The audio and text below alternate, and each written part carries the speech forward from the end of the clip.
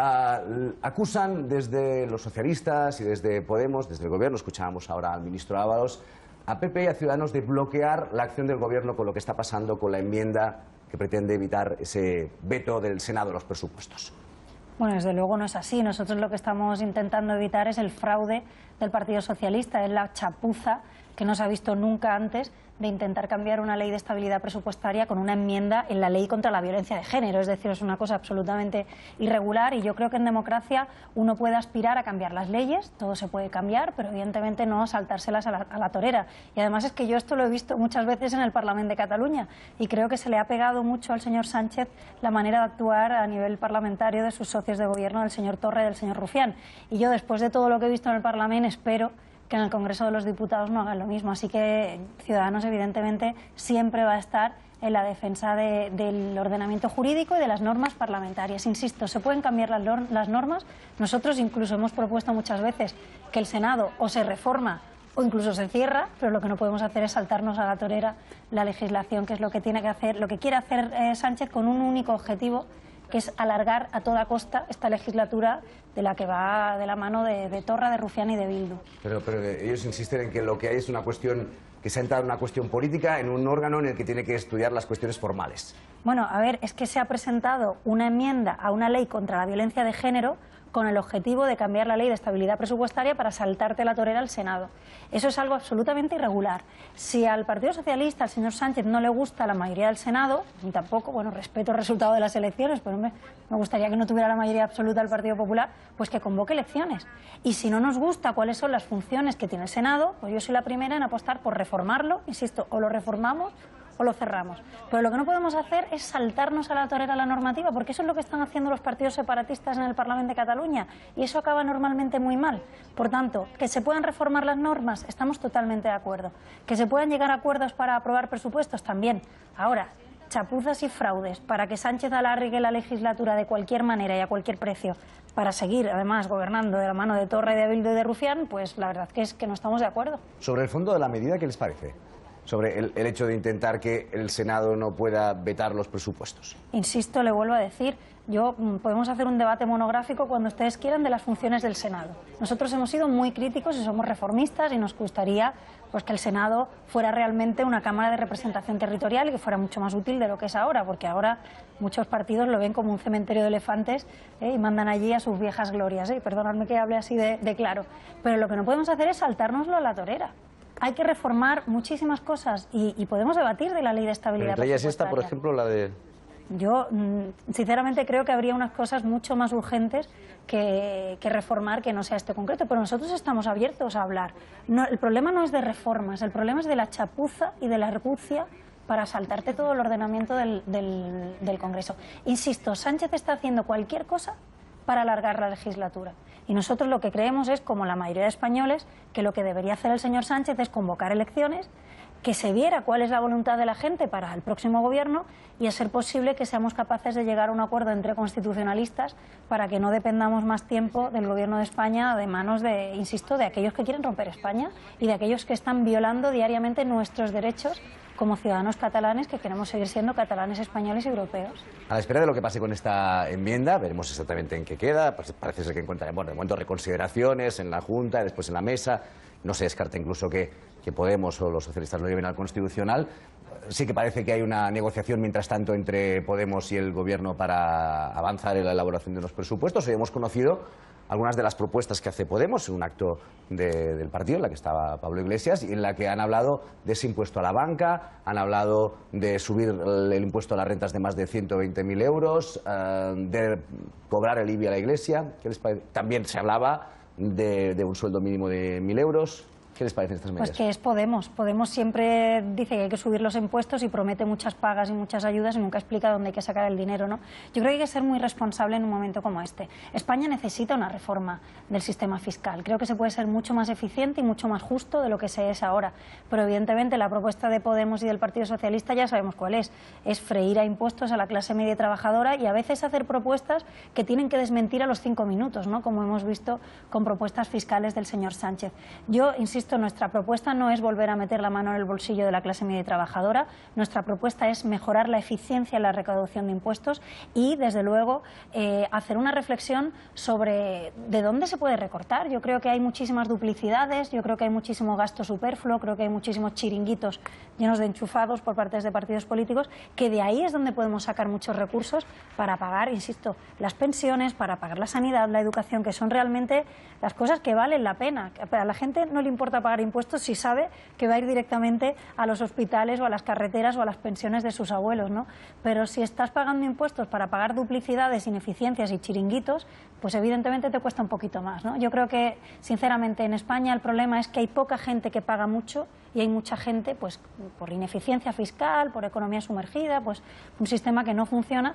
Yo creo que hay que repartir mucho más la base de la gente que paga impuestos y, sobre todo, ser realistas. Es decir, hay medidas que hoy en día en la Unión Europea pues son muy poco realistas. El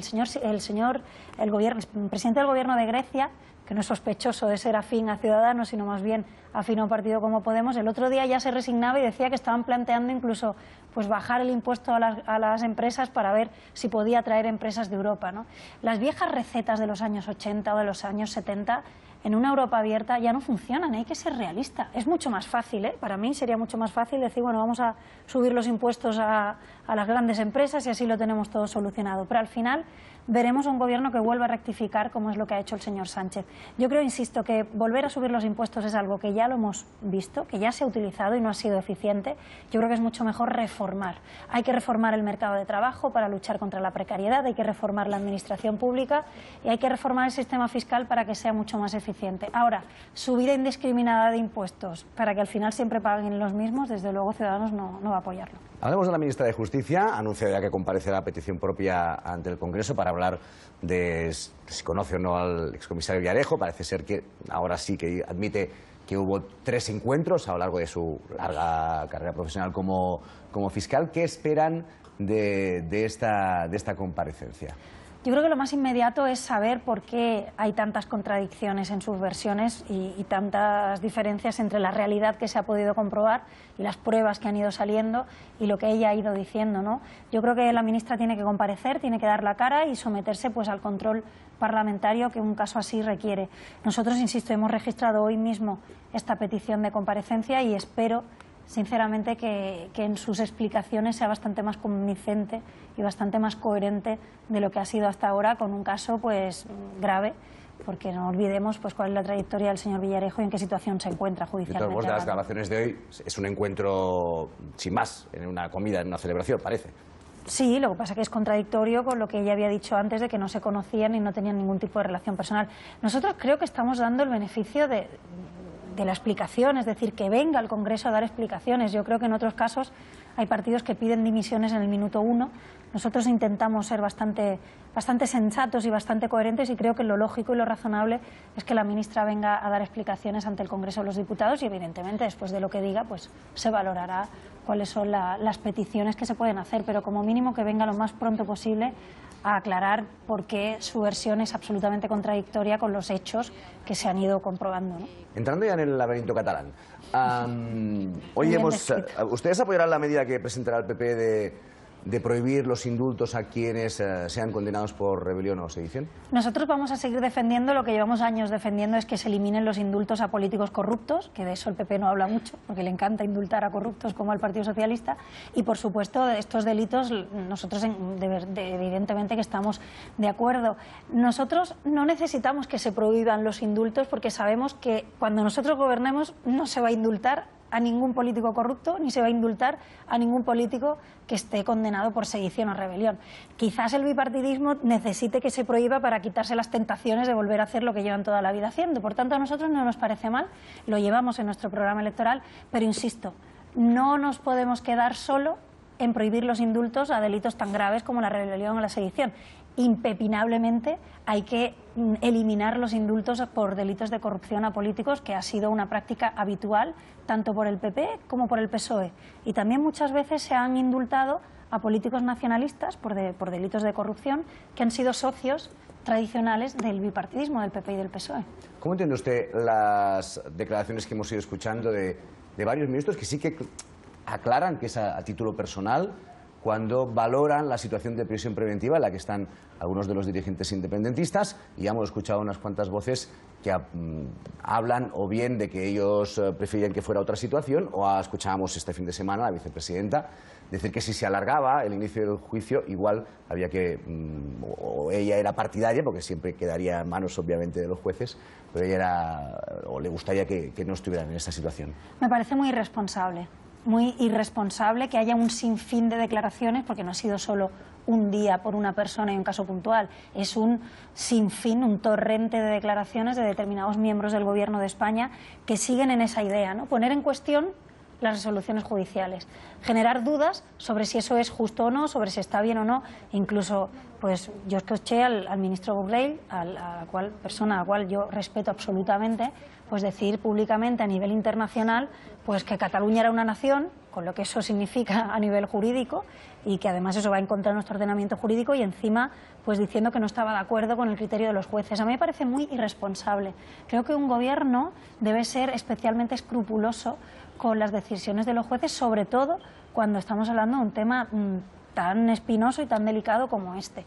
Por tanto, me parece irresponsable y me parece sobre todo preocupante, porque a mí me suena a que el trasfondo de todo eso es un pacto con los partidos separatistas. Es como decirles, seguid dándonos apoyo al Gobierno de Madrid, que si depende de nosotros vamos a intentar influir en los jueces, o incluso si os condenan ya estaremos preparando el indulto, ¿no? Me parece, insisto, irresponsable. ¿Pero pacto que les consta a ustedes o...?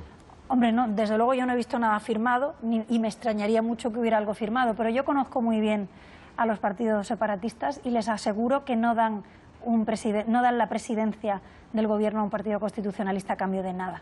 Y me parece que estas declaraciones son de verdad irresponsables, porque creo que en un momento como este los miembros del Gobierno deberían decir que respetan las decisiones judiciales, y desde luego no deberían estar allanando ya el camino a indultos a personas que, no olvidemos, que han roto la convivencia en Cataluña, que es que han roto familias en Cataluña por este tema, que han hecho huir a 4.000 empresas, que han cerrado el Parlamento de Cataluña, que yo no le puedo hacer una sesión de control desde hace 2 meses y medio al presidente de la Generalitat, que han violado nuestros derechos, que se han gastado el dinero que debería ir destinado a salud y educación a abrir embajadas, que utilizaron millones de datos de los catalanes en un referéndum ilegal. Es que lo que han hecho es muy grave. A mí también me encantaría que no hubieran hecho todas estas barbaridades, pero es que las han hecho. Por tanto, dejemos actuar a la justicia y, por favor, no empecemos a prometer o a hablar, aunque sea sin prometer directamente, pero hablar ya como, bueno, no es descabellado hablar ya de indultos. Me parece de verdad irresponsable, y creo que los jueces, que están sufriendo mucha presión en este tema, deberían tener la tranquilidad de que al menos el Gobierno les deja trabajar en paz. Hablaba usted del Parlamento de Cataluña. Mañana hay reunión de la Mesa y de la Junta en la que veremos si hay acuerdo entre Esquerra Republicana y Junts per Catalunya en esta suspensión que se va alargando, la resolución de estos políticos que están procesados y que el juez dijo que no pueden ejercer sus funciones como diputados en el Parlamento de Cataluña. ¿Tiene constancia de si hay acuerdo y de si eso puede desbloquear la situación, teniendo en cuenta de que tenemos convocado un pleno de debate de cómo está la autonomía en Cataluña dentro de una semana?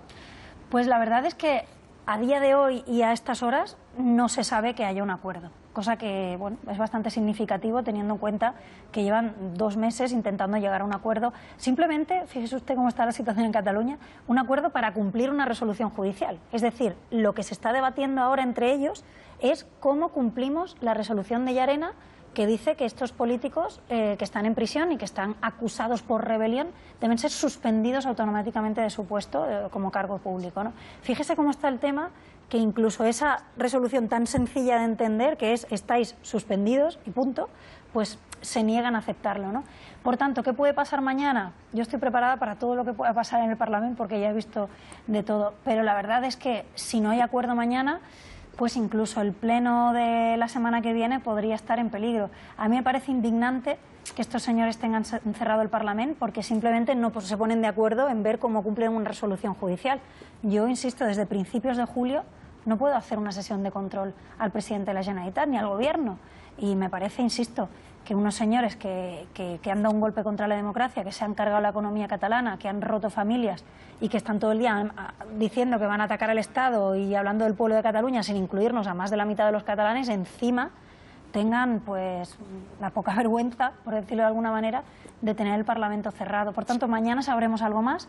Si han llegado a un acuerdo, puede ser que se abra el pleno del Parlamento después del 1 de octubre, que es cuando a ellos les interesa, por cierto, la semana que viene, y si no han llegado al acuerdo, pues podría ser incluso que ese pleno estuviera en peligro. Un par de cositas más antes de abrir a mis compañeros. ¿Ha retirado más lazos desde el día de Alella? Pues la verdad es que no, pero sí que hay muchos catalanes que están muy hartos de salir con sus hijos a jugar al parque y estar todo lleno de lazos amarillos. Están muy enfadados por haber ido a la playa este verano y haberse encontrado cementerios ideológicos. Están realmente indignados de que con sus impuestos pues no tengan las calles, las plazas o los ayuntamientos desde un punto de vista neutral. Están muy cabreados de que vayan al ayuntamiento o a una consellería y esté todo lleno de propaganda independentista, y por tanto yo entiendo que después de tantos meses, porque llevamos muchos meses aguantando esto, con un gobierno del PP, con un gobierno del PSOE, ninguno ha hecho nada, después de tantos meses, encima ver cómo desde el gobierno de España se criminaliza a los que quitan lazos y se dice que bueno, que los partidos separatistas y que Torra no es tan malo, ¿no?, que hay que tener un poco de empatía con él, pues yo cada vez veo más que haya mucha gente indignada en Cataluña con esta cuestión, porque en el fondo es como si te expulsaran de tu casa, de tu tierra, de tu pueblo. Hemos tenido este verano muchísimas fiestas de pueblo, que saben ustedes que es una época muy típica de hacer fiestas de pueblo, etcétera, que todos los discursos han sido independentistas, que toda la decoración ha sido independentista. Ya está bien.